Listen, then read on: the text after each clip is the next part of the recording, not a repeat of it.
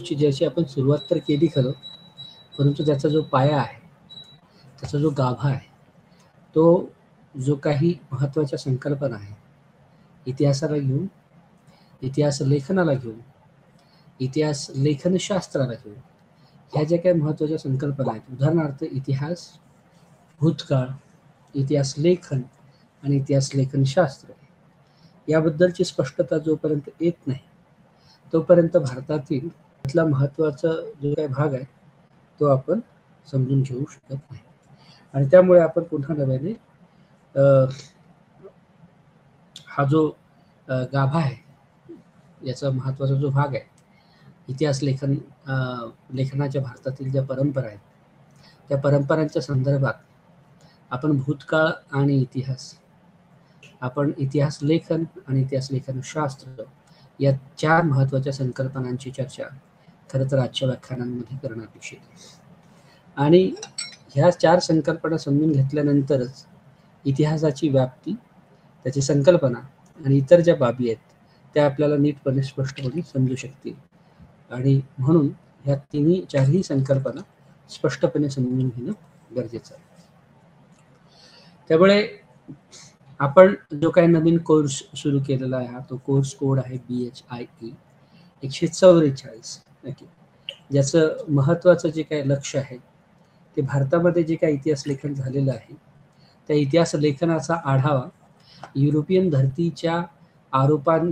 धर्तीवर जे आरोप झाले भारताच्या इतिहास लेखनाला घेऊन, तर त्याला प्रत्युत्तर देणे हे ज्या पद्धतीने आहे त्याच पद्धतीने भारताचा इतिहास आणि भारताचं इतिहास लेखनशास्त्र हे सर्वांना नव्याने उमजावं, त्यांनी सर्वांना नव्याने त्याची ओळख व्हावी, हा सुद्धा एक महत्त्वाचा मूलभूत गाभा या प्रकरणाचा आहे. त्यामुळे आपण आतापर्यंत ज्या गोष्टी, ज्या बाबींची संकल्पना सामायिक केली होती, शेअर केली होती, ती म्हणजे ही भारताला इतिहासाची परंपरा नाही अशा पद्धतीचे जे काय आरोप 20व्या शतकातल्या 19व्या शतकातल्या इतिहास लेखन शास्त्र जे काही युरोपमध्ये विकसित झालं होतं त्याच्या दृष्टिकोनातून, त्याच्या परिप्रेक्ष्यातून एशिया, साऊथ एशिया आणि भारतीय समूह यांच्याबद्दलचे काही आरोप झालेले होते. त्यातला एक महत्त्वाचा आरोप जो होता तो असा होता की भारताला इतिहासाचीच परंपरा नाही, एकतर इतिहास लेखनाची परंपरा नाही आणि त्यामुळे पर्यायाने इतिहासाची परंपरा नाही.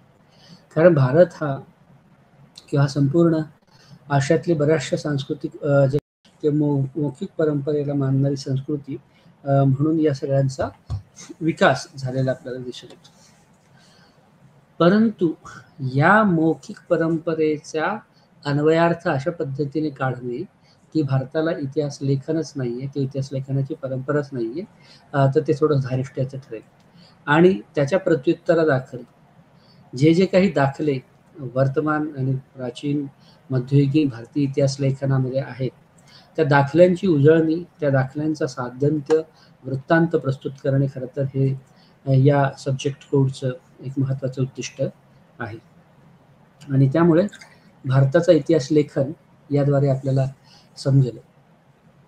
अर्थात त्याच्यामध्ये एक नोंद घेण्यासाठी सारखी किंवा अधोरेखित करावी अशी बाब म्हणजे मुळात हे जे काही प्राचीन भारतीय इतिहास लेखन आपण सादर करत आहोत त्याचा मूळ उद्दिष्ट इतिहास सांगणे किंवा लिहिणे असा नाही. त्यामुळे या इतिहासाचा उद्दिष्ट मुळात वेगळं आहे. उदाहरणार्थ आपण काही धार्मिक साहित्याची चर्चा मागच्या काही व्याख्यानामध्ये केली होती, तर त्या धार्मिक साहित्याचा मूळ उद्दिष्टच मुळात धर्मनीती, धर्माबद्दलचं दर्शन आणि त्याबद्दलचे उपदेश प्रसारित करणं हा आहे.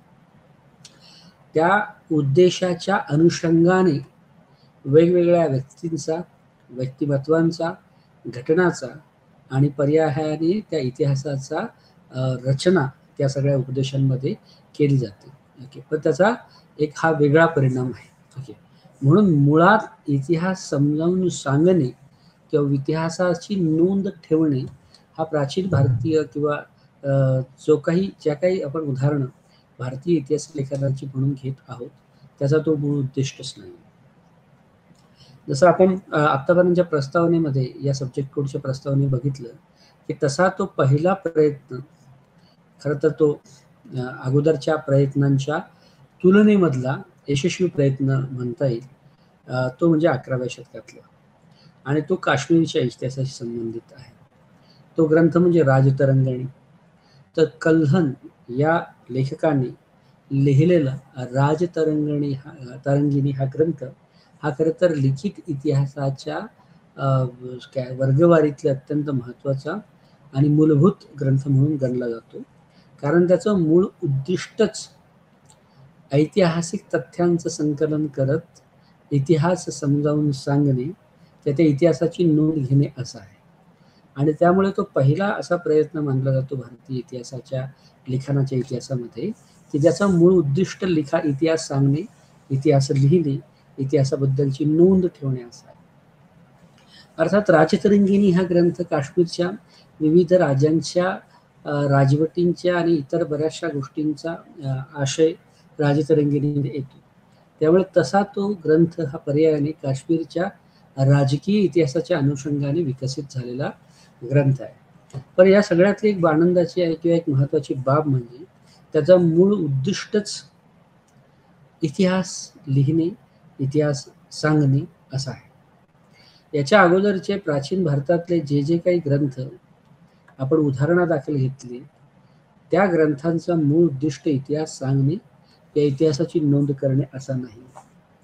तरी सुद्धा भारतीय राष्ट्रवादी इतिहासकार आणि इतर असंख्य इतिहासकार असं मानतात की या प्राचीन भारतात जे काही लिखाण किंवा ऐतिहासिक साहित्य निर्माण झालं, त्याचा मूळ उद्दिष्ट जरी इतिहासाची नोंद घेणे किंवा इतिहास सांगणे असा नसला, तरी त्या साहित्यामध्ये एक अंतर्निहित इतिहास विषयक जाणीव आहे, ज्याला इम्बेडेड हिस्टॉरिकल कॉन्शियसनेस असं म्हटलं गेलं.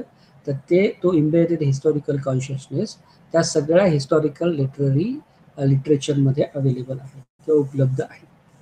आणि त्यामुळे हे जे काय महत्त्वाचं उदाहरण आहे, हे जे काय महत्त्वाचा अन्वयार्थ आहे प्राचीन भारतीय इतिहास लेखनाला घेऊन, तो अत्यंत मूलगामी आणि वेगळ्या पद्धतीने इतिहासाकडे बघण्याचा दृष्टिकोन देणारा असा प्रयत्न आहे की इतिहासाचा साचा, एका इतिहासाची रूपरेखा, त्याचं स्वरूप, ढाचा हा जरी वर्तमान शास्त्रोक्त कसोटीच्या आधारावर नसला, तरी सुद्धा ऐतिहासिक साहित्यामध्ये भारतामध्ये, प्राचीन भारतामध्ये तयार झालेल्या रचवलेल्या ऐतिहासिक साहित्य मीमांसेमध्ये एक इतिहासाची जाणीव उपलब्ध असते याची. आणि त्यामुळे त्याचा मूळ उद्दिष्ट जरी इतिहास सांगणे किंवा इतिहासाची नोंद करणे नसला, तरी सुद्धा नकळतपणे एक इतिहासविषयक दस्तऐवजीकरण, त्याचबरोबर इतिहासाचं निरूपण त्या सगळ्या साहित्यातून होतं. कारण ज्या घटनांचा संदर्भ त्या साहित्यामध्ये येतो, त्या घटना ह्या काल्पनिक घटना म्हणून गणल्या गेलेल्या नाहीत. म्हणजे उदाहरणार्थ प्राचीन भारताच्या संदर्भात आपण धर्मोपदेश किंवा धर्म दर्शनाच्या संदर्भात जरी बाबी बघितल्या, उदाहरणार्थ बौद्ध धर्मग्रंथाच्या बाबतीमध्ये किंवा जैन धर्मग्रंथाच्या बाबतीमध्ये जे काही महावीर होते, ते महावीर काही काल्पनिक असे नव्हते. किंवा बौद्ध साहित्यामध्ये गौतम बुद्ध आणि त्यांच्या आयुष्याच्या संदर्भातल्या इतर घटना आणि त्याच्यातून बोधिसत्वापर्यंतचा प्रवास, याच्यामध्ये एक दर्शन जरी असलं, तरी गौतम बुद्ध आणि आसपासची परिस्थिती, घटना या एका वेगळ्या वास्तवदर्शी तत्कालीन समाज अवस्थेचं प्रतिबिंब या सगळ्या दर्शनशास्त्रीय लिखाणामध्ये येतं. त्यामुळे हे जे काही उदाहरण आहे, त्या उदाहरणातून आपला जे काही महत्त्वाचा गाभा आहे की भारताला इतिहास लेखनाची परंपरा नसली, तरी जे ऐतिहासिक साहित्य भारतामध्ये तयार झालं, त्यामध्ये एक अंतर्निहित ऐतिहासिक जाणीव होती. ते आपल्याला या उदाहरणावरून समजून घेता येऊ शकतं की बुद्ध दर्शनाचा मूळ उद्दिष्ट तो धर्मोपदेश किंवा दर्शनशास्त्र समजावून करणे हा जरी असला, तरी ते करता करता तत्कालीन समाज व्यवस्था, तत्कालीन व्यवस्था आणि गौतम बुद्ध आणि त्यांच्याशी संबंधित इतर चरित्र हे एक वेगळ्या पद्धतीचे इतिहास, तत्कालीन इतिहासाचे नायक म्हणून त्या दर्शनामध्ये असतात. अर्थात हे झालं एक उदाहरण. तर प्राचीन भारताच्या संदर्भात अशी असंख्य उदाहरणं किंवा ज्या गोष्टी आपल्याला ऐतिहासिक साहित्य म्हणून प्राचीन भारताच्या संदर्भात आढळून आल्या, त्या सगळ्यांच्या संदर्भात आपल्याला हा अंतर्निहित जाणीवेचा नियम लावता येऊ शकतो. ओके. त्यामुळे आपण खरं तर प्रामुख्याने पहिले जे 2 युनिट आहे भारतातील इतिहास लेखन परंपरा समजून घेण्याच्या अनुषंगाची, तर त्या 2 युनिटची आपण या ठिकाणी चर्चा करणं अपेक्षित आहे. ओके. त्यामुळे आपण जे 2 युनिट आहे ते म्हणजे पास्ट अँड हिस्ट्री. आता हा जो पास्ट अँड हिस्ट्री आहे, या दोघांमधली एक अस्पष्ट रेषा जी आहे ती आपण स्पष्ट करण्याचा प्रयत्न करू. म्हणजे भूतकाळ कशाला म्हणायचं आणि इतिहास कशाला म्हणायचं. दुसरा जो आपलं मॉड्यूल किंवा युनिट राहणार आहे ते प्राचीन भारतातील इतिहास लेखनाच्या अनुषंगाने कोणकोणते प्रयोग केले गेले आणि कोणकोणत्या संहिता या ऐतिहासिक संहिता म्हणून मान्यता पावल्या याचा आपण आढावा घेण्याचा प्रयत्न करणार आहोत. त्यामुळे हा एक रूढार्थाने खरं तर इतिहासाविषयीची संकल्पना आणि इतिहास लेखनाविषयीची संकल्पना स्पष्ट करणारं मॉड्यूल युनिट आहे असं म्हटलं तरी चालेल, की जो BHIE 144 या कोर्स कोड क्रमांकमधला ब्लॉक पहिला याचं ते उदाहरण आहे. त्यामुळे तो पहिला जो ब्लॉक आहे तो काय आहे, तर traditions of history writings in India. भारतामध्ये इतिहास लेखनाच्या ज्या परंपरा अस्तित्वात होत्या त्या परंपराची ओळख करून घेणे हे महत्त्वाचं.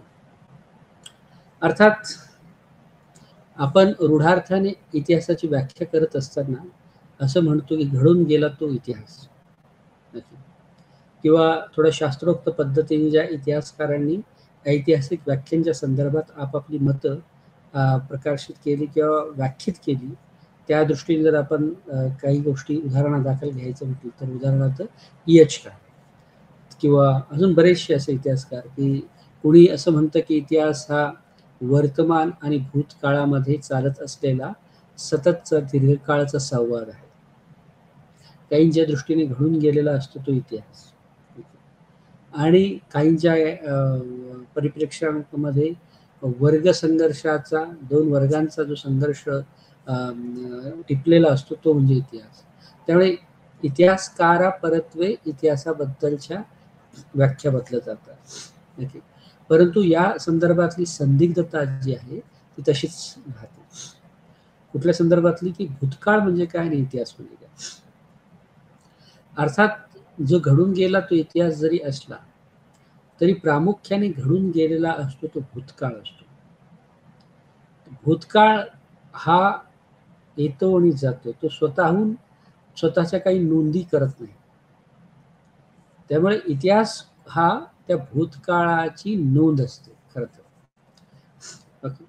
त्यामुळे भूतकाळ हा स्वतःबद्दल काही म्हणत नाही, पण त्या भूतकाळाबद्दल एखादा इतिहासकार त्याचा इतिहास लिहू शकतो. त्यामुळे भूतकाळ आणि इतिहासामध्ये एक अस्पष्ट अशी रेषा आहे, आणि त्यामुळे या 2 संकल्पनांबद्दलची संदिग्धता पण जास्त आहे, की कारण बऱ्याचशा प्रमाणामध्ये भूतकाळ आणि इतिहास हे पर्यायी शब्द गणले जातात. पण भूतकाळ हा स्वतःबद्दल काही स्वतःहून सांगत नाही. तो एक काळ प्रकार आहे, की तो येतो आणि निघून जातो. पण त्याच्या नोंदी लिखित साहित्यामध्ये ज्या काय त्या भूतकाळाच्या संदर्भात केल्या गेलेल्या असतात आणि त्याच्यातून जो रचला जातो तो इतिहास असतो. म्हणजे भूतकाळामध्ये आपल्याला जाता येत नाही, परंतु भूतकाळाबद्दलच्या लिखाणाद्वारे आपल्याला भूतकाळ समजून घेता येऊ शकतो.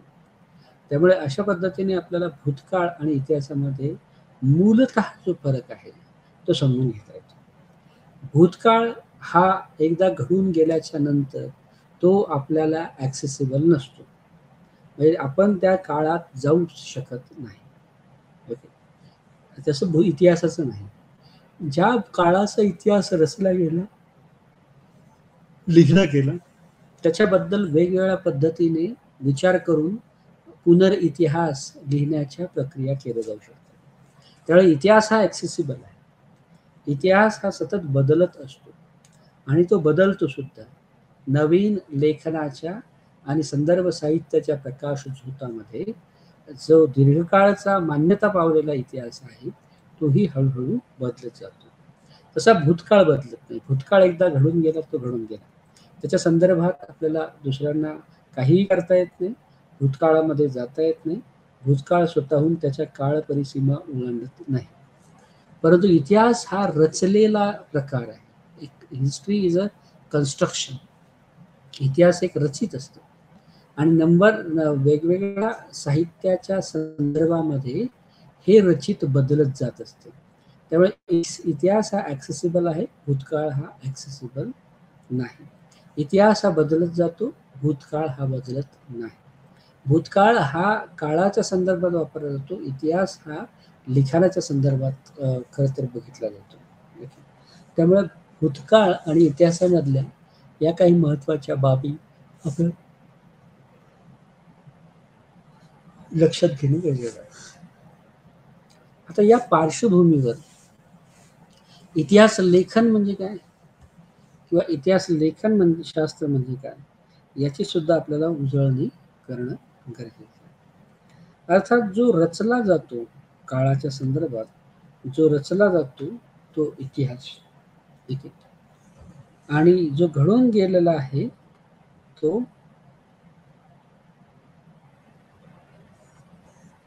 ओके तो जो घडून गेलेला आहे तो म्हणजे इतिहास असतो.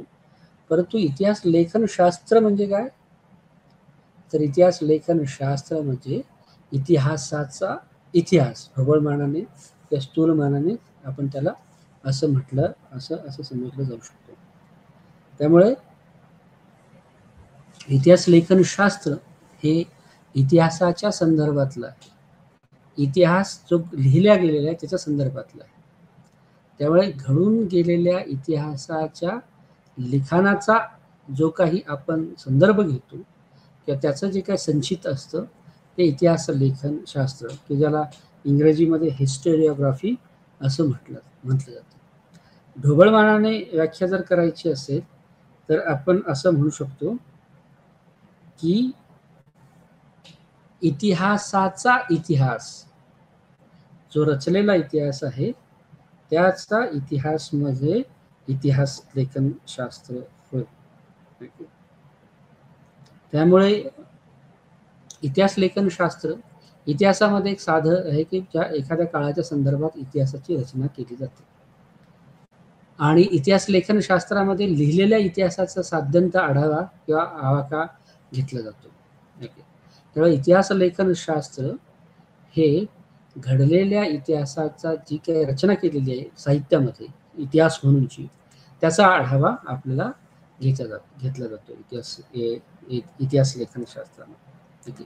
आणि त्यामुळे ह्या बरोबर समांतरपणे वाटणाऱ्या परंतु वेगवेगळ्या संकल्पना असलेल्या आपल्याला दिसून येतात. त्यामुळे भारतीय इतिहास लेखन शास्त्राच्या दृष्टिकोनातून प्राचीन, मध्ययुगीन, आधुनिक असे वेगवेगळे कालखंड आपल्याला पडतात. ओके, संकल्पनांच्या बाबतीत वेगवेगळ्या संकल्पनांचा जर इतिहासावर उदाहरणार्थ एक संकल्पना घेतली इतिहासातली, त्याच्यावर 10 इतिहासकारांनी काम केलेलं आहे. त्या 10 इतिहासकारांनी त्या संकल्पनेकडे वेगवेगळ्या दृष्टिकोनातून जे बघितलं गेलेलं आहे त्याचा आढावा घेण्याची कला किंवा त्या लिखाणाचा आढावा म्हणजे त्या इतिहास लिखाणाचं लेखन शास्त्र काय काय आहे अशा पद्धतीचा खरं तर इतिहास लेखन शास्त्राबद्दलचा अत्यंत सुबोध परिचय आपल्याला करून देता येणं शक्य आहे. त्यामुळे इतिहास, भूतकाळ आणि इतिहास लेखन शास्त्र ह्या सर्व बाबी भारतीय इतिहासाची रचना समजून घेण्यासाठी आणि त्याच्याबद्दलची स्पष्टता येण्यासाठी अत्यंत महत्त्वाच्या मानल्या गेल्या. त्यामुळे भारतीय इतिहास लेखन, प्राचीन भारतीय इतिहासाची रचना याद्वारे आपण कशी केली गेलेली आहे याची या ठिकाणी चर्चा करणं गरजेचं आहे. त्यामुळे प्राचीन भारतीय इतिहासामध्ये सुद्धा आपल्याला वेगवेगळ्या गोष्टी ची रचना, इतिहास म्हणूनची रचना आपल्याला दिसून येऊ शकते. अर्थात या ठिकाणी जी काय आपल्याला लक्षात घेण्यासारखी बाब म्हणजे की या संपूर्ण रचना याचं उद्दिष्ट मुळात वेगळं होतं, परंतु आपण त्याच्यात जी काय अंतर्निहित जाणीव होती इतिहासाबद्दलची म्हणजे कोणत्या गोष्टीची नोंद त्या साहित्यामध्ये येणं अपेक्षित आहे, कोणत्या गोष्टींची नोंद तिथे ठेवणं गरजेचं आहे, याचा आढावा खरं तर आपल्याला या ठिकाणी घेणं गरजेचं आहे. ओके. कारण construction of early Indian history म्हणजेच प्राचीन भारतीय इतिहासाची रचना आपल्याला वेगळ्या पद्धतीने समजून घेता येते. जसं की धर्माच्या बाबतीत आपल्याला जैन परंपरा, बौद्ध परंपरा, वैदिक परंपरा या सगळ्या परंपरांचा इतिहास आहे. या सगळ्या परंपरांचं स्वतःचं दर्शनशास्त्र आहे. म्हणजे त्याचा मूळ उद्दिष्ट धर्मोपदेश करणे किंवा ते दर्शन समजून सांगणे असं जरी असलं, तर त्याच्यातून वेगवेगळ्या तत्कालीन प्राचीन कालखंडाच्या संदर्भातले वेगवेगळे नायक, त्याचे निर्माते आपल्याला या ठिकाणी दिसून येतात. अर्थात ऐतिहासिक परंपरा म्हणजे काय, हा सुद्धा एक महत्त्वाची संकल्पना म्हणून आपण त्याच्याकडे बघता येऊ शकतो किंवा त्याच्याकडून आपल्याला काही गोष्टी समजून घेता येऊ शकतात. म्हणजे ज्या घडून गेलेल्या संस्कृती आणि इतर सगळ्या बाबी आहेत त्या परंपरा म्हणून आपण गणतोच. पण अशा बाबी की ज्याचा संदर्भ इतिहासाशी आहे, त्यामुळे परंपरा म्हणून आपल्याकडे म्हणजे भारतीय आणि आशियाई खंडामध्ये अशा वेगवेगळ्या समूह आहेत की ज्यांचा मूळ रोजगाराचं साधनच रेकॉर्ड करणे आहे किंवा त्याचं मूळ उद्दिष्टच मुळात नोंदी ठेवणे आहे, त्याचा व्यवसायच नोंदी ठेवणे. अशा बऱ्याचशा वेगवेगळे समूह, ते राजस्थानमध्ये असेल, महाराष्ट्रामध्ये असेल किंवा भारताच्या वेगवेगळ्या कानाकोपऱ्यामध्ये वेगवेगळ्या नावानिशी ओळखणारी ते समूह आहेत की ज्यांचा मूळ व्यवसाय हा नोंदी ठेवणे आहे. ओके. म्हणजे मंदिराच्या संदर्भातले जे काही रजिस्टर्स असतात, पांड्या किंवा खातावही किंवा अजून गुरव किंवा अजून हेळवी किंवा अजून बरेचसे समूह की त्याच्या मूळ उद्दिष्टच मुळात नोंदी ठेवणे आहे. तत्कालीन समाज व्यवस्थेच्या संदर्भातल्या नोंदी ठेवणे असल्यामुळे खरं तर हे सगळे समूह ते ऐतिहासिक परंपरेचे पाईक म्हणून ठरले जातात. कारण या सगळ्या समूहांकडे जवळजवळ 1000-1500 वर्षापूर्वीचे च्या नोंदी आजही सुरक्षित पद्धतीने जतन केलेल्या आहेत. ओके. आणि त्यामुळे या ऐतिहासिक परंपरा खरं तर आपल्यापर्यंत आता पोहोचल्या आणि त्या ऐतिहासिक परंपरा किंवा ते जे लिखाण आहे त्याच्यातून आपण असा अन्वयार्थ आता काढू शकतो की त्यामध्ये इतिहासविषयक जाणीवेची उपस्थिती असलेली आपल्याला दिसते. ठीक आहे. त्यामुळे त्यामध्ये जरी इतिहास रचने किंवा इतिहासाची शास्त्रोक्त मांडणी करणे असा जरी त्या सगळ्याचा गाभा किंवा आशय मूळ हेतू नसला, तरी सुद्धा याच्या संदर्भात वेगवेगळ्या पद्धतीने इतिहास रचण्याच्या दृष्टीने जे जे काही महत्त्वाचे संदर्भ समजतात, तर ते संदर्भ या सगळ्या समूहातून मिळतात. आणि हे सगळे समूह तो ऐतिहासिक परंपरा किंवा ऐतिहासिक लिखाणाच्या परंपराचा वारसा जपणारे समूह म्हणून, म्हणजे रिसोर्सफुल, ज्यांना कुणाला शास्त्रोक्त पद्धतीने इतिहासाची रचना करायची आहे त्यांच्यासाठी हे प्राथमिक साधन तत्कालीन समाज व्यवस्थेच्या अनुषंगाने याच्याकडे बघितलं जातं. त्यामुळे ऐतिहासिक परंपरा म्हणजे या इतिहासाला वृद्धिंगत करणाऱ्या ज्या काही जतन करणारे समूह आहेत त्या कागदपत्रांना, त्या रचनांना, तर त्या सगळ्या ऐतिहासिक परंपरेमध्ये मोडले जाऊ शकतात. ओके.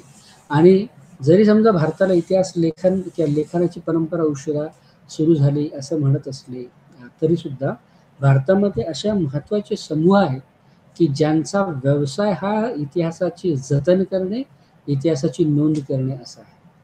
शास्त्रोक्त कसोट्याच्या पातळीवर जरी समजा बराच काळ ह्या परंपरा मागे पडत असल्या, तरी सुद्धा त्यांना नेमकं कशाला इतिहास म्हणावं, काय गोष्टीची नोंद ठेवावी, काय गोष्टी जतन केल्या जाव्या याची जाण आपल्याला दिसून येते. आणि यामुळे खरं तर हा संपूर्ण प्रवास हा ऐतिहासिक परंपरेच्या दिशेने गेलेला आपल्याला दिसून येतो. अर्थात प्राचीन भारतामध्ये मधली म्हणजे भूतकाळ म्हणजे घडून गेलेला जरी असला, तरी प्राचीन भारतातल्या भूतकाळाच्या धारणा, ओके, आणि त्याच्या ठेवलेल्या नोंदी ह्या वेगवेगळ्या पद्धतीने आपल्याला आढळतात. ओके. त्याचबरोबर आपल्याला असंही दिसतं की विविध प्रकारच्या ऐतिहासिक परंपरा भारतीय इतिहासाच्या संदर्भात किंवा भारतीय इतिहास लेखनशास्त्राच्या दृष्टिकोनातून आपल्याला दिसून येतात. आणि म्हणून भारताचा इतिहास हा एका बाजूने सामाजिक, धार्मिक, आर्थिक, सांस्कृतिक याबरोबरच लेखनशास्त्राचा इतिहास भारतीय इतिहास लेखनशास्त्राचा इतिहास म्हणून एक वेगळा इतिहास सुद्धा लिहिला जाऊ शकतो आणि त्या लिहिलेल्या इतिहासाला लेखनशास्त्र असं म्हटलं जात असतं किंवा म्हटलं जाऊ शकतं. त्यामुळे प्राचीन भारताच्या संदर्भात भूतकाळाला घेऊन वेगवेगळ्या पद्धतीचे धारणा आपल्याला दिसून येतात आणि परंतु त्यातल्या शास्त्रोक्त अशास्त्रीय या सगळ्या बाबी जरी असल्या तरी काही समूहांना या भूतकाळांच्या धारणांच्या नोंदी ठेवणे गरजेचे आपल्याला वाटलेले आहे. आणि इतिहासाच्या वेगवेगळ्या परंपरा आपल्याला भारतीय इतिहासामध्ये दिसून येतात. जसं की आपण उदाहरणार्थ राजस्थानच्या संदर्भात समजून घेतलं की तिथे पंडिया असा एक वेगळा समूह आहे की ज्याची नोंद ठेवणं म्हणजे उदाहरणार्थ मंदिराच्या संदर्भात ज्या काही नोंदी असतात तर कोणकोणत्या पद्धतीतले लोक कुणी त्या प्राचीन मंदिरांना भेटी दिल्या तर त्याच्या नावानिशी नोंदी आपल्याला आढळतात.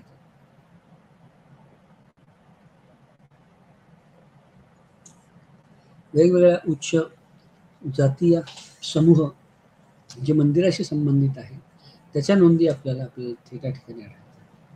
महाराष्ट्राच्या संदर्भात कर्नाटकाच्या संदर्भात वेगळ्या पद्धतीचे समूह आहेत, हेळवी आहेत, गुरव आहेत की त्याच्या नोंदी ठेवण्याचे जे काय समूह आहे ते पूर्णपणे वेगळे. या राजस्थानच्या संदर्भात मंदिर केंद्रबिंदू आहे आणि त्या निमित्ताने येणारे समूहांची नोंदी ठेवणे आणि प्रामुख्याने उच्च वर्णीय उच्च जातीय जो काही माहिती संकलन आपल्याला त्याच्यातून होते तो एक भाग झाला. कर्नाटक महाराष्ट्राच्या संदर्भात गाव पातळीवर जाऊन प्रत्यक्ष गावागावामध्ये हिंडून त्याच्या नोंदी ठेवणे आणि त्या उतरवणे आणि हे जवळजवळ 9व्या शतकापासूनच्या त्या नोंदी तिथे आपल्याला दिसून येतात. म्हणजे 9व्या सुरुवातीच्या काळामध्ये कर्नाटकाचा संदर्भ येत असला तरी सुद्धा 9व्या शतकापासून मोडीमध्ये या बऱ्याचशा नोंदी आपल्याला आढळून येतात. आणि त्या दृष्टीने आपण जर बघितलं की भारतात म्हणजे एक वेगळ्या पद्धतीने विविधतांनी भरलेल्या ऐतिहासिक परंपरा त्यांचा ऑडियन्स हा वेगवेगळा आणि रेकॉर्ड म्हणजे माहितीचं जतन करण्याच्या पद्धती वेगवेगळ्या आपल्याला दिसून येतात. ओके, म्हणजे जुन्या भुर्जपत्र असतं किंवा रॉक किंवा दगडांवर कोरीव लेख आपल्याला दिसून येतात किंवा वेगवेगळ्या झाडांच्या साली वापरूनचे काही नोंदी आपल्याला त्याच्यावर दिसून येतात. याच्यातून आणि प्राचीन भारतापासून म्हणजे ऋषी मुनींच्या काळामध्ये सुद्धा अशा पद्धतीच्या वेगवेगळ्या गोष्टींचा अभ्यास वेगवेगळ्या गोष्टींचे टूल्स म्हणून त्या नोंदी ठेवण्याच्या टूल्स म्हणून त्याच्याकडे बघितलं गेलेलं आपल्याला दिसून येतं. किंवा महाराष्ट्राच्या संदर्भात औरंगाबाद इथल्या ज्या अजंताच्या पेंटिंग्ज आहेत त्या ठिकाणी ज्या काही गोष्टी वापरलेल्या आहेत ओके म्हणजे कलर म्हणून ज्या काही कोरीव याच्यामध्ये वापरलेल्या गोष्टी आहेत त्याच्यामधले हजारो वर्षापासूनचे आजही रंगसंगती तिथेच आहे आणि सुरुवातीला तो वनस्पतीचा रंग वापरलेला आपल्याला दिसून येतो. त्यामुळे भारतामध्ये इतिहासाच्या शास्त्रोक्त परंपरा नसल्या तरी इतिहासाबद्दलच्या जाणीव असलेल्या परंपरा नक्कीच आहे आणि संपूर्ण भारतीय संदर्भात त्याचे वेगवेगळे पैलू आहेत. नक्की म्हणजे जसा की इतिहासाला अनेक पैलू जसं की त्यातला एक पैलू म्हणजे ऐतिहासिक शास्त्रोक्त कसोटीवर जरी तो लिहिलेला इतिहास नसला तरी इतिहास म्हणजे काय आणि कुठल्या बाबींची नोंद ठेवावी कुठल्या बाबींची नोंद ठेवू नये याची सगळी संगती आपल्याला एम्बेडेड हिस्ट्रीमध्ये आढळून येते की ज्याला अंतर्भूतच आहे इतिहास म्हणजे त्या सगळ्या कलाकृतींपासून किंवा त्या सगळ्या साहित्यापासून वेगळा इतिहास वर काढणं वेगळा इतिहास शोधून काढण्याची आपल्याला गरज नाही. ओके आणि त्यामुळे ह्या सगळ्या बाबी आपल्याला लक्षात घेणं गरजेचं आहे. अंतर्निहित इतिहास म्हणजे की त्याचा मूळ उद्दिष्ट काही असला तरी त्यांच्यामध्ये इतिहास वेगळा काढण्याची गरज नाही कारण ते करण्याच्या प्रक्रियेमध्ये इतिहास गुंफला गेलेला आहे. ओके त्यामुळे त्या प्रत्येक याच्यामध्ये इतिहास अंतर्निहितच आहे. ओके आता इतिहासाचे मूर्त स्वरूपामध्ये सुद्धा आपल्याला काही बाबी किंवा काही काही उदाहरणं आपल्याला दिसून येतात. त्याला एक्सटर्नलाइज्ड हिस्टॉरिकल फॉर्म्स असं म्हणतात, की एक अंतर्निहित इतिहास हा एक पैलू झाला. इतिहासाचं मूर्तमंत किंवा मूर्त स्वरूप ॲब्स्ट्रॅक्ट असं स्वरूप जे आहे ते सुद्धा म्हणजे उदाहरणार्थ जे काही वेगवेगळ्या पद्धतीचे फिक्शन किंवा मायथॉलॉजीज आपल्याकडे दिसून येतात. ओके. तर त्याच्यामध्ये सुद्धा एक वेगळ्या पद्धतीचे ॲब्स्ट्रॅक्ट सेन्स ऑफ हिस्ट्री किंवा इतिहासाबद्दलची एक वेगळी धारणा त्या सगळ्या मायथॉलॉजीजमध्ये दिसून येत असते. तर हे एक उदाहरण झालं. अशा असंख्य उदाहरणातून आपल्याला जे इतिहासाचे वेगळे फॉर्म्स आहेत, पैलू आहेत, फॅसेट्स आहेत ते आपल्याला दिसून येतात. नंतरच्या काळामध्ये म्हणजे मायथॉलॉजी हे एक वर्गीकरण झालं, धर्म हे एक वर्गीकरण झालं, परंतु इतिहास परंपरा हा एवढ्या संक्षिप्त एवढ्या संमिश्र पद्धतीने तयार झालेल्या बाबी आहेत की त्यामध्ये सामाजिक, राजकीय, आर्थिक असे वेगवेगळे संदर्भ या वेगवेगळ्या संदर्भातून इतिहास आणि इतिहासविषयक धारणा आपल्याला समजून घेता येऊ शकतात.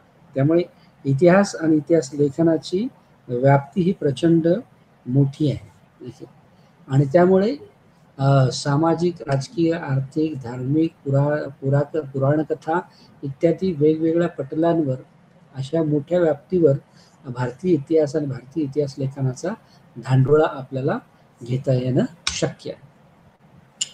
त्यामुळे असं म्हटलं जात होतं की युरोपियन कॉन्टॅक्टमध्ये ज्याची आपण चर्चा केलीच की भारताला कधीच इतिहास नव्हता किंवा भारताला इतिहास लेखनाची परंपरा नव्हती. तर ह्या ज्या काही युरोप केंद्रित आरोप आहे या आरोपावर पुनर्विचार करण्याची गरज या सगळ्या प्रक्रियेतून उभी राहिली आणि याच्यातून भूतकाळ आणि इतिहासाच्या संदर्भात ज्या काही बाबींची चर्चा आपण केली ओके, तर त्या सगळ्या बाबी आपल्याला या लिखाणामध्ये उपस्थित दिसून येतात. म्हणजे भूतकाळ हा घडून गेलेला आणि कधीही बदलला जाऊ शकत नाही अशी आपण संकल्पना समजून घेतली. या इतिहास हे घडून गेलेल्या भूतकाळाचं स्पष्टीकरण देणारी एक सततची चर्चा, continuous dialogue between past and present असतं. ओके, परंतु नवीन अन्वयार्थासाठी तो इतिहास खुला असतो. आणि इतिहास लेखन शास्त्राच्या बाबतीत आपण समजून घेतलं की इतिहासाच्या लेखनाचा आणि लिखित इतिहासाचा अभ्यास करण्याची पद्धत म्हणजे इतिहास लेखन. आणि ह्या सगळ्या बाबी आपल्याला प्राचीन भारतीय इतिहास लेखन परंपरेपासून ते वर्तमानाच्या इतिहास लेखनापर्यंत या सगळ्या संकल्पना आपल्याला इतिहासाच्या संदर्भात, लिखाणाच्या संदर्भात अंतर्निहितपणे ऑपरेट होताना दिसतात. अर्थात याच कालखंडाच्या संदर्भात जर आपण जागतिक परंपरेच्या संदर्भात काय चाललेलं होतं याचा जर धांडोळा घेतला तर आपल्याला असं दिसतं की युरोपमध्ये इसवी सनाच्या 12व्या शतकापर्यंत खरं तर इतिहास लेखनाला प्रचंड महत्त्व प्राप्त झालेलं होतं आणि तोपर्यंत भारतामध्ये लिखित इतिहासाचं असं काय फार ज्वलंत किंवा शास्त्रोक्त अशा पद्धतीचं उदाहरण समोर आलेलं नव्हतं आणि त्यामुळे युरोप केंद्रीय विचारांच्या दृष्टिकोनातून अशा पद्धतीचा अन्वयार्थ काढला गेला की भारताला इतिहासाची परंपरा नाही. कारण या काळामध्ये युरोपियन इतिहास विषयक विचार हे फार समग्रपणे किंवा प्रगल्भपणे सुरू असलेले आपल्याला त्या काळ ठिकाणी दिसून येतात. ओके. अर्थात इतिहास हा याला एक सांस्कृतिक पैलू सुद्धा आहे. म्हणजे युरोपियन संदर्भात तो जरी एक शास्त्रोक्त कसोटीचा किंवा शास्त्रीय पद्धतीचा भाग मानला गेलेला असला तरी 19व्या शतकापर्यंत इतिहासाला सभ्यतेचा केंद्रबिंदू मानलेला दिसून येतो. त्यामुळे ज्या ज्या काही प्राचीन सभ्यता जगात घडून गेलेल्या आहेत, जगभरात प्रामुख्याने ज्या 5 महत्त्वाच्या सभ्यता आहेत त्या खरं तर जागतिक सभ्यता म्हणून त्या नावावर उभा राहिल्या. कारण कोणत्याही सभ्यतेचा जो केंद्रबिंदू आहे तो इतिहास मानला गेला. या सभ्यता जेवढ्या प्राचीन तेवढा त्या सभ्यतांचा इतिहास समृद्ध किंवा त्या म्हणजे मानवाच्या विकासक्रमामध्ये या सभ्यतांनी अत्यंत मोलाची भर घातलेली आपल्याला दिसून येते आणि पर्यायाने इतिहास हा अत्यंत समृद्ध आणि संपृक्त पद्धतीने विकसित झालेला दिसून येतो. त्यामुळे एक महत्त्वाचं डिस्टिंक्शन किंवा महत्त्वाचं वाक्य आहे की इतिहास हा कोणत्याही सभ्यतेचा केंद्रबिंदू मानला जात असे. आणि त्यामुळे समजा उदाहरणार्थ आपण प्राचीन सभ्यता म्हणून ग्रीक किंवा ग्रीको रोमन कल्चर किंवा दुसरं मेसोपोटेमिया या 2 सभ्यता जरी घेतल्या, तरी या लोकांनाही वेगवेगळ्या ऐतिहासिक परंपरा होत्या. कारण ग्रीक, मेसोपोटेमिया ह्या सगळ्या प्राचीन सभ्यतांच्या या देशांना सुद्धा किंवा या बाबींना सुद्धा प्राचीन सभ्यता अवगत होती आणि त्यामुळे तिकडे सुद्धा प्राचीन ऐतिहासिक परंपरा विकसित झालेल्या आपल्याला दिसतं. ओके. उदाहरणार्थ भूतकाळातील ग्रीको रोमन लेखन जे आहे ते ऐतिहासिक असल्याचंच मानलं जात होतं, कारण त्याचा जो आधार होता तो तर्क, तथ्य आणि तर्कशुद्ध विचार किंवा चौकशी किंवा इन्क्वायरी. ओके. म्हणजे सतत प्रगल्भपणे शास्त्रोक्त पद्धतीने तथ्यांबद्दल प्रश्न उपस्थित करून शास्त्रोक्त पद्धत घासून किंवा तावून सुलाखून घेणे किंवा घासून पुसून घेणे असं जे आपण बोलीभाषेमध्ये म्हणतो ते आपल्याला ग्रीको रोमन ट्रॅडिशनमध्ये किंवा ग्रीको रोमन इतिहास लेखनाच्या परंपरेमध्ये आपल्याला दिसून येते. त्यामुळे प्राचीन ग्रीक आणि रोमन ह्या जरी सभ्यता असल्या तरी त्या ठिकाणी अत्यंत महत्त्वाच्या अशाच परंपरांचा उद्गम आणि विकास आपल्याला दिसून येतो. नक्की. दुसऱ्या शतकाच्या सुरुवातीच्या काळात चीनी लोकांनी सुद्धा अशा पद्धतीच्या घटना नोंदवल्या की ज्या वैश्विक काळाच्या चक्रीय स्वरूपावर म्हणजे ज्यामध्ये नैतिकता आली, कार्यकारण भाव आला आणि अशा बऱ्याचशा बाबी. आणि त्यामुळे प्राचीन सभ्यतांच्या इतिहासावरून आपल्याला असं दिसून येतं की इतिहासाचा अन्वयार्थ किंवा इतिहासाचं विश्लेषण हे वेगवेगळ्या पद्धतीने केलं जातं.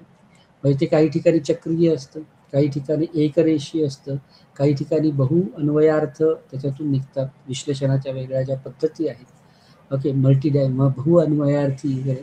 तर ह्या सगळ्या त्या परंपरांचा, वैश्विक परंपरांचा भाग किंवा जागतिक परंपरा म्हणून बघितलं गेलं. म्हणजे चीनी याच्यामध्ये गोष्ट चक्रीय पद्धतीने बघितली जाते, काही ठिकाणी भौतिक पद्धतीने बघितली जाते.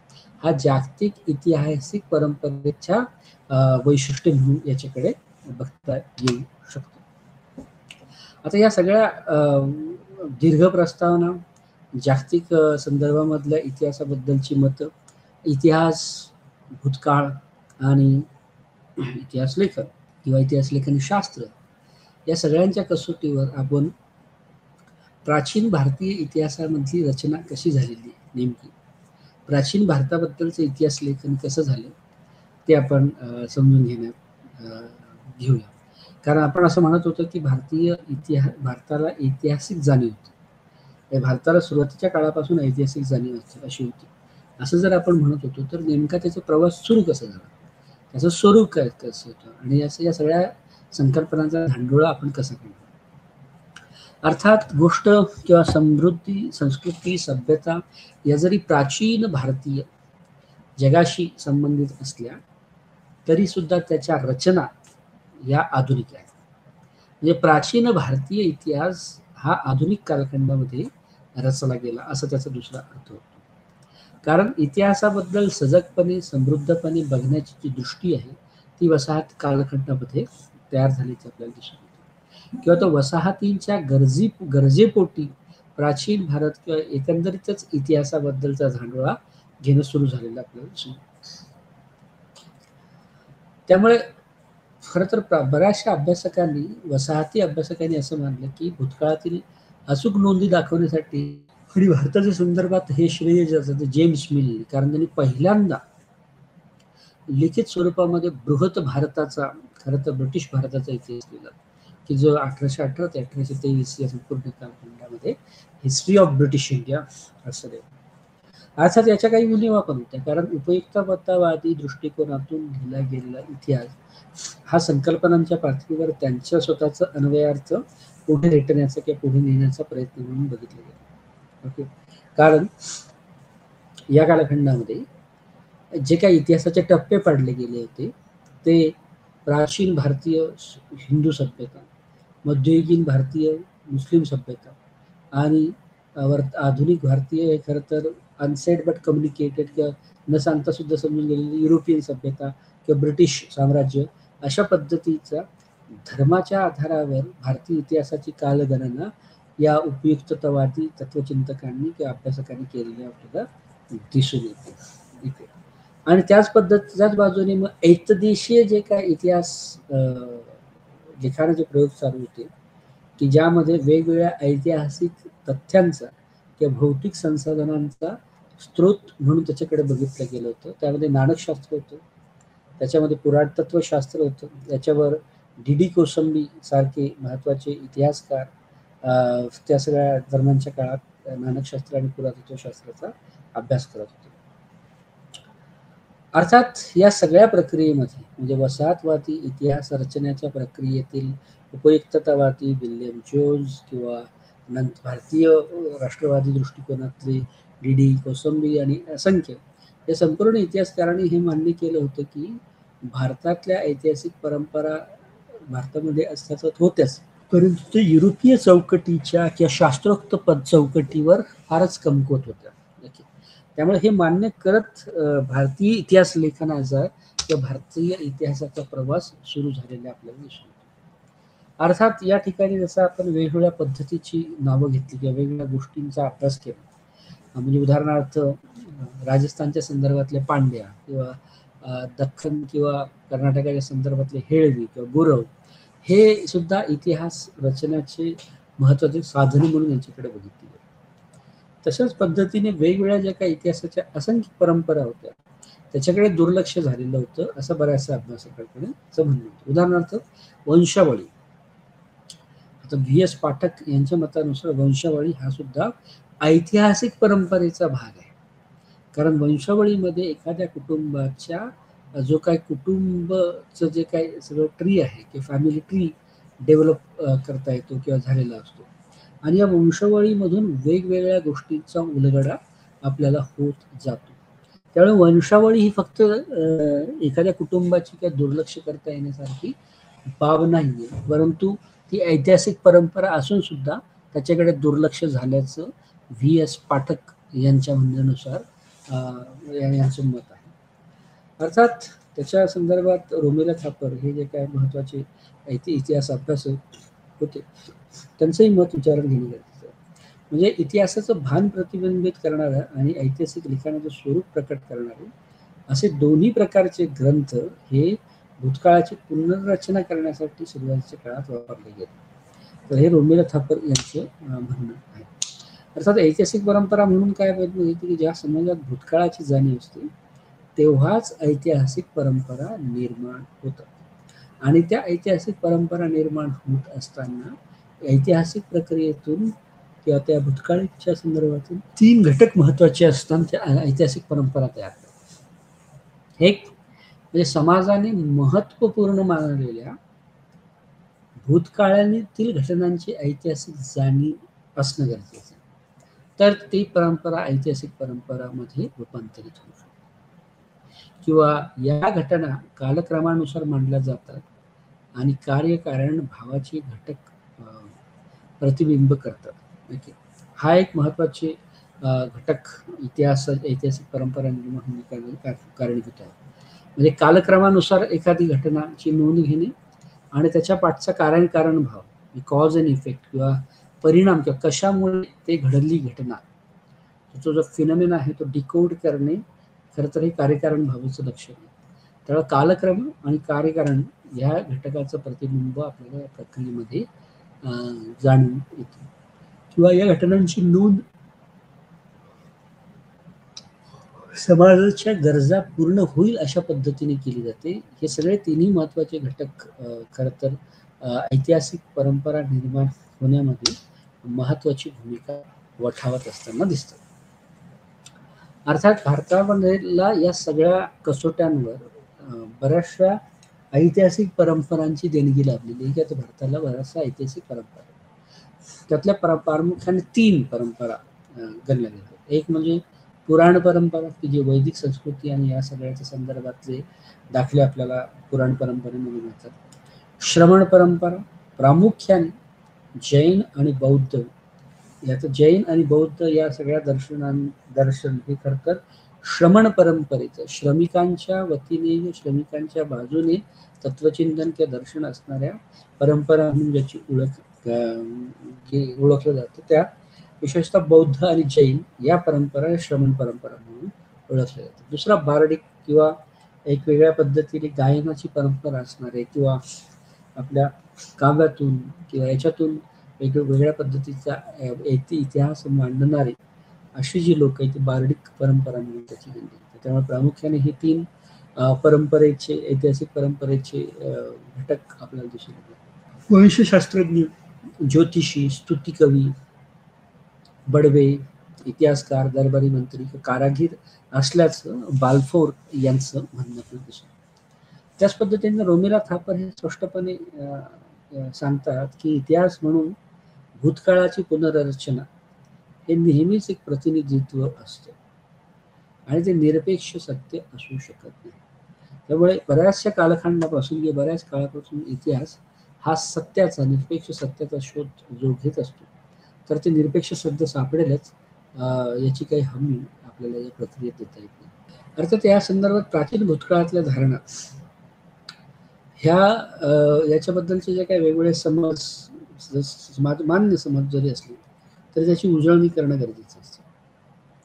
कारण प्राचीन भारतीय ऐतिहासिक परंपरेच्या अभ्यासासाठी या सगळ्या गोष्टी हे सगळे मुद्दे ठळकपणे मांडणं गरजेचं असतं. म्हणजे इतिहासाचा वापर सत्तेत असलेल्यांना कायदेशीरपणा देण्यासाठी सुद्धा केला जातो. त्यामुळे बहुतेक वेळा सुरुवातीचे इतिहास लेखन हे आपल्याला सत्ताधारी वर्गांचं आणि उच्चभ्रू लोक समाजाच्या विधानांच्या स्वरूपात आढळतं. याच्या ठिकाणी आपल्याला इतिहासाबद्दलचा एक वेगळा मूलगामी किंवा कार्यकारण भावाची स्पष्टता असणारा एक दृष्टिकोन याच्यामध्ये अनुस्यूत असतो.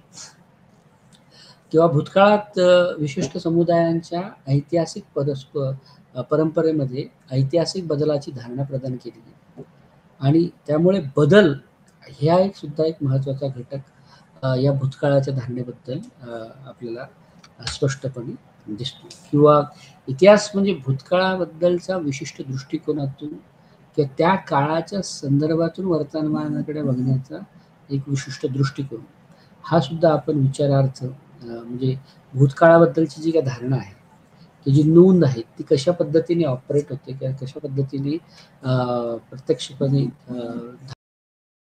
श्रमिक की ज्या ऐतिहासिक परंपरेच्या वेगवेगळे दृष्टिकोन आहेत, श्रमिक आहेत, श्रमणिक परंपरा आहे, वैदिक परंपरा आहे, ओके, आणि या सगळ्यांचे स्वतःचे आपापले एक वेगवेगळ्या पद्धतीचे संस्थापक आहेत.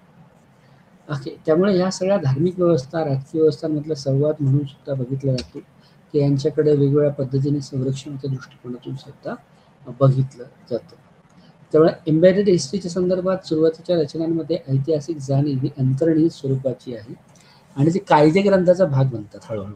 ही या जाणीव असल्यामुळे तेव्हा सुरुवातीच्या काळातलं धर्मलिखाण हे खरं तर कोड ऑफ कंडक्ट म्हणून धर्मनीती, धर्मकर्तव्य, त्यामुळे ते हळूहळू कायदे ग्रंथांचा भाग बनत जातात. ओके, तरी हे यामध्ये जरी समजा कायदा सांगत असले किंवा कसं जगावं कसं वागावं असं असलं तरी ऐतिहासिक परंपरेचा आशय यामध्ये वाढत गेलेला आपल्याला दिसून येतो.